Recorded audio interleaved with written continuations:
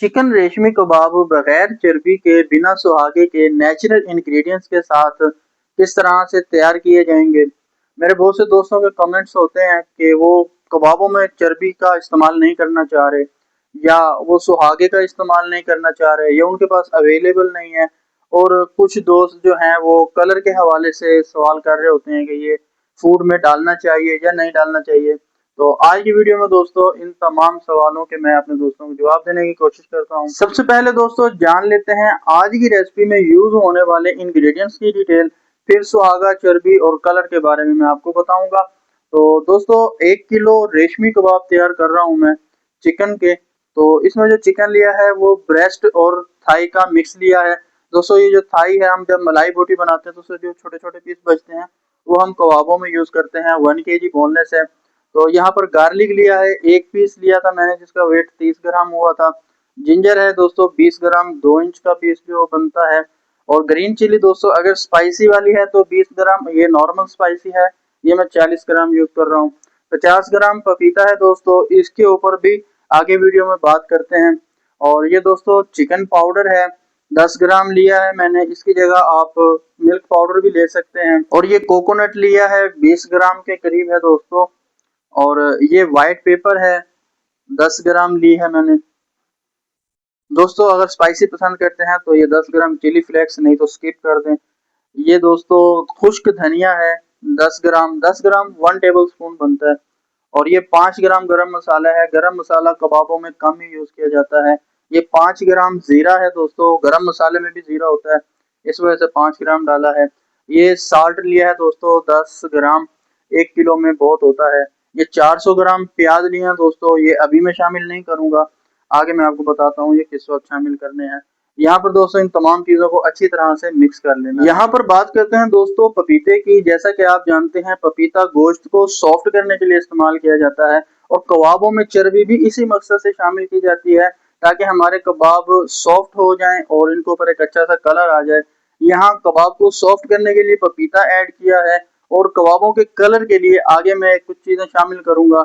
अगर आप फ्रीज करने के लिए बना रहे हैं इन कबाबों को तो आप पपीता यूज नहीं करेंगे, आप इसमें 1 टेबल स्पून कचरी पाउडर का इस्तेमाल करेंगे। तो दोस्तों मैं कीमे वाली मशीन से इसको बना रहा हूँ। अगर आप चॉपर में इसको तैयार कर रहे हैं तो भी सेम इसी तरह तमाम इंग्रेडिएंट्स को मिक्स करके अच्छे से आपने कीमा तैयार कर लेना है। अब बात करते हैं दोस्तों प्याज की।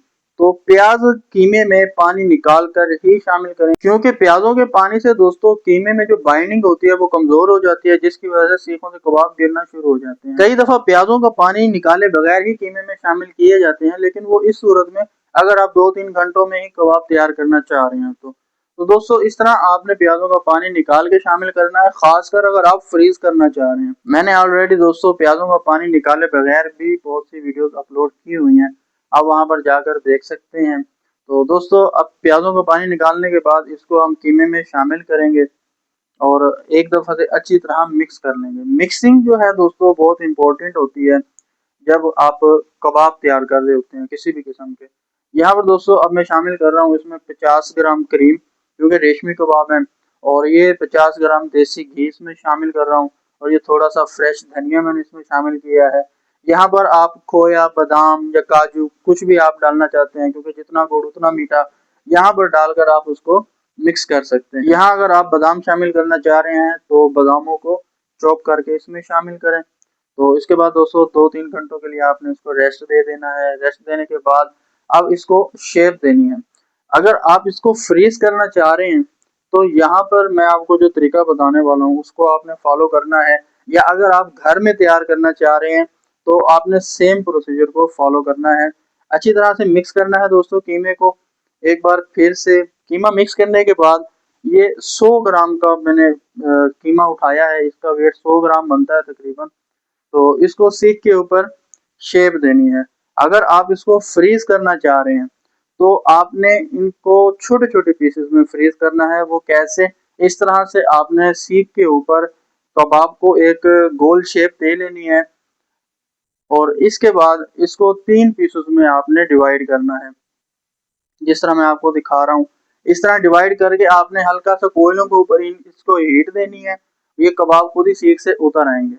तो उसके बाद आप कबाबों को ठंडा करके फ्रीज कर सकते हैं। ऐसा करने से दोस्तों कीमे में एक तो स्मोकी फ्लेवर आ जाएगा और दूसरा फिर आप इसको जिस तरह चाहें जैसे चाहें पका सकते हैं, मतलब शैलो फ्राई भी कर लें या दोबारा से ग्रिल कर लें या ओवन में पका लें, वो आसानी से हो जाएंगे। तो इस तरह से दोस्तों कबाबों को शेप दे के आपने हल्की आग पे पकाना है। हॉट प्लेट एक दोस्त ने पूछा था कैसे गर्म करते हैं। दोस्तों सिंपल है, इधर कबाब रखते हैं या कोयलों के ऊपर हॉट प्लेट रख देते हैं। साथ में दोस्तों ये अल्फाम तैयार हो रहा है, इसकी भी रेसिपी मैंने अपलोड की हुई है, आप वहां पर जाकर देख सकते हैं। यहाँ दोस्तों ग्रिल करते हुए एक दो बातें आप अपने जहन में रखिएगा। पहले 2 से 3 मिनट आपने बिल्कुल कबाबों के ऊपर कलर नहीं आने देना एक साइड से। ऐसा करने से एक तो कबाब गिरना शुरू हो जाते हैं, तो दूसरा जो है उनकी जो ग्रिलिंग होती है वो भी अच्छी नहीं होती। बस आपने 15 सेकेंड में एक साइड चेंज करनी है, जिस तरह मैं आपको करके दिखा रहा हूँ। ऊपर वाली साइड बिल्कुल नीचे और नीचे वाली साइड ऊपर। जैसे कलर आना स्टार्ट हो जाए इनके ऊपर, आपने इनको ड्राई नहीं होने देना। ऑयल, घी, बटर जो भी आपके पास है आप इनके ऊपर लगाते जाएं और गोल्डन होने तक इनको आपने ग्रिल कर लेना है। और ज्यादा ओवर कुक भी नहीं करना, उससे भी फ्लेवर खराब हो जाता है। दोस्तों अगर बात करें सुहागे की, तो सुहागा दोस्तों जो हमारे पास होता है, इसको पकाकर इसका पानी ड्राई करके इसका पाउडर तैयार किया हुआ होता है। इस तरह के सुहागे के कुछ फवायद हैं, आप सर्च करके देख सकते हैं। और जो फूड कलर है दोस्तों, ये हमारे पास एक अच्छी क्वालिटी का होता है, लोकल नहीं होता, बाकायदा से जो यहाँ का फूड अथॉरिटी होती है उससे पास होकर फिर हमारे किचन में आता है। जो रेस्टोरेंट में प्रेजेंटेशन के लिए एक अच्छा इंग्रेडिएंट्स है जिससे कलर अच्छा आता है, अगर आप घर में नहीं इस्तेमाल करना चाह रहे तो उससे कोई फर्क नहीं पड़ता। आज की रेसिपी स्पेशली मैंने अपने उन दोस्तों के लिए तैयार की है जो कबाबों में चर्बी का इस्तेमाल नहीं करना चाह रहे। तो दोस्तों बहुत ही मज़ेदार और सॉफ्ट कबाब तैयार हुए हैं। एक बार ज़रूर ट्राई कीजिएगा आप इस रेसिपी को। और कबाबों का जो साइज़ है वो आपने छोटा रखना है अगर आप घर में तैयार कर रहे हैं तो। और मुझे कमेंट में ज़रूर फीडबैक दीजिएगा कि किस तरह आपने कबाब तैयार किए। तब तक के लिए अपना बहुत सारा ख्याल रखिएगा। अल्लाह हाफिज़।